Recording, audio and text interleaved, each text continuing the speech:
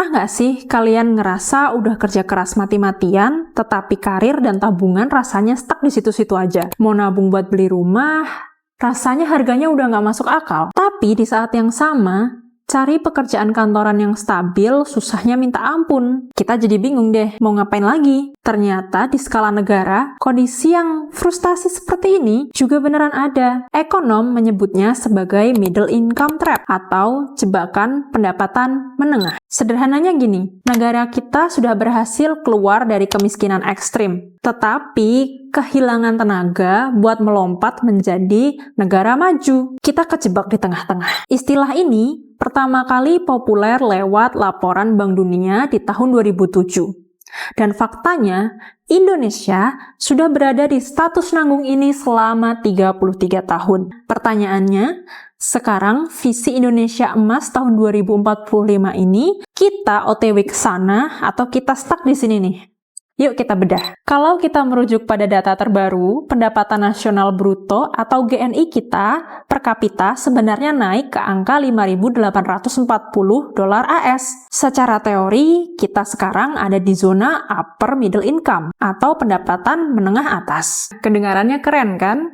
Tapi dalam ekonomi ada yang namanya teori konvergensi. Intinya secara natural, negara berkembang yang mulai naik kelas itu pertumbuhannya pasti bakal melambat kalau tidak ada gebrakan yang luar biasa. Kita nggak bakal bisa lagi pakai cara lama. Untuk menembus syarat negara maju saja, kita harus punya minimal pendapatan 13.846 dolar AS. Ekonomi kita wajib tumbuh stabil 6% sampai 8% per tahun. Dan jujur, itu PR banget sih. Apalagi kalau kita lihat realitas saat ini, banyak sekali kelas menengah yang pasca pandemi justru malah turun kelas atau istilahnya drop class. Penyebab utamanya adalah melambatnya sektor manufaktur kita sebelum kapasitasnya matang. Akibatnya, lapangan kerja formal yang sifatnya stabil dan jaminan kesehatan itu sangat menyusut. Banyak dari generasi kita yang akhirnya terpaksa bertahan di sektor-sektor informal,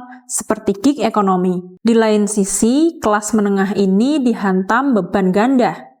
Biaya hidup makin mahal, seperti harga beras yang makin naik, biaya sekolah anak, jaminan kesehatan, sampai harga rumah yang bikin geleng-geleng kepala. Upah pekerja kita sudah terlanjur naik dan mahal kalau dibanding dengan negara-negara miskin, tetapi inovasi dan teknologi kita belum sekompetitif negara maju. Lalu, apa yang bisa pemerintah lakukan? Kita butuh sinergi kebijakan yang smart. Yang pertama, dari sisi fiskal. Selama ini ada anggapan di masyarakat kalau pemerintah itu kerjanya cuma berburu di kebun binatang, alias ngejar-ngejar pajak orang yang itu-itu aja. Padahal, fokus kebijakan modern kita sekarang adalah ekonomi lewat teknologi. Contohnya, integrasi NIK sebagai NPWP yang sedang berjalan. Sebenarnya, ini bukan sekedar ganti aplikasi pajak. Ini adalah cara agar pekerja informal tadi bisa terdata dengan baik dan mendapatkan akses perlindungan sosial serta bantuan usaha yang tepat. Harapannya ketika usahanya mulai naik, mereka akan berkontribusi kembali lewat pajak secara sukarela. Itulah kenapa inklusi kesadaran pajak sejak dini itu penting banget, biar kita paham bahwa membayar pajak bukanlah paksaan, melainkan gotong royong untuk membiayai fasilitas publik yang kita nikmati bareng-bareng. Uang dari pajak ini juga harus diredistribusikan kembali. Contohnya dengan memangkas belanja yang tidak tepat sasaran dan mengalihkannya kepada pembelanjaan yang lebih produktif. Selanjutnya di sisi kebijakan moneter. Bank Indonesia harus tetap menjaga stabilitas nilai tukar rupiah supaya harga bahan baku impor tidak melonjak, sekaligus menjaga bunga kredit agar tetap ramah bagi pelaku usaha kecil. Kita tahu, sekarang sektor jasa menampung hampir dari 70% angkatan kerja kita, tetapi produktivitasnya masih rendah. Maka dari itu, modernisasi sistem pembayaran lewat KRIS dan pengurangan ketergantungan terhadap dolar AS dalam transaksi luar negeri sangat membantu UMKM kita supaya bisa bertahan di tengah ketidakpastian global. Berdasarkan data kuartal terbaru di tahun 2026, total utang pemerintah Indonesia sudah menyentuh angka 9.920,42 triliun rupiah atau setara dengan 40,75% terhadap PDB kita. Angka ini naik sekitar 282,52 triliun rupiah dibanding akhir tahun 2025 kemarin. Angka itu kedengaran serem banget kan kalau cuma dibaca nominalnya? Secara umum, rasio 40,75% ini masih jauh di bawah batas aman undang-undang kita, yaitu maksimal 60%. Namun, yang mau kita kritisi di sini bukan pada jumlah utangnya, melainkan pada efisiensi model kita atau yang disebut dengan ICOR. ICOR Indonesia saat ini masih tergolong cukup tinggi. Artinya apa? Perekonomian kita belum cukup efisien. Kita butuh modal atau utang yang sangat besar hanya untuk menghasilkan pertumbuhan ekonomi yang relatif kecil. Makanya, arah kebijakan utang kita harus digeser secara ketat.